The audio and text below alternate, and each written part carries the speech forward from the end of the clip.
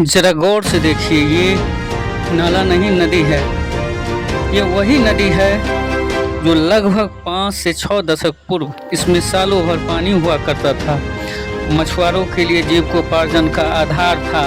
बलान नदी से सटे लगभग 50 से अधिक गांवों के किसान के लिए फसल सिंचाई का मुख्य स्रोत हुआ करता था। बलान नदी जात पात ऊंच नीच की राजनीति किए बिना अपने रास्ते निर्मल जलधारा को समेटे हुए आम जनों को लाभान्वित कर रही थी। नदी में पानी रहने के कारण नदी के आसपास के गांवों में कुआं, तालाब और हैंडपंप के माध्यम से मिलने वाले जल का स्तर अच्छा हुआ करता था। गांव के बड़े बुजुर्ग बताते हैं, बलान नदी का पानी इतना साफ और स्वच्छ होता था कि लोग इसे पीने और भोजन बनाने में उपयोग करते थे। समय बीतता गया, लोग स्वार्थी होते गए और नदी का दोहन शुरू हुआ।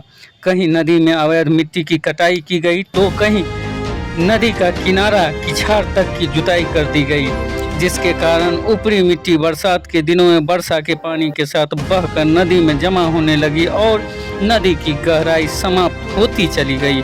अब तो कहीं नदी में पानी है तो कहीं सूखी पड़ी हुई है और कहीं सपाट मैदान जैसा दृश्य बना हुआ है, जहां बच्चे आए दिन क्रिकेट खेलते हुए नजर आ जाएंगे।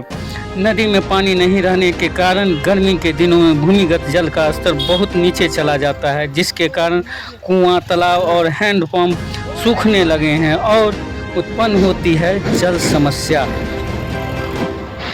प्राकृतिक भी मानव के साथ रहते रहते सब्र का दामन छोड़ रही है। नदी नाले जैसा प्रतीत हो रहा है। वहीं दूसरी ओर मनसूचक बलान नदी पुल के पास भारी मात्रा में नदी में कचरा फेंकी जा रही है।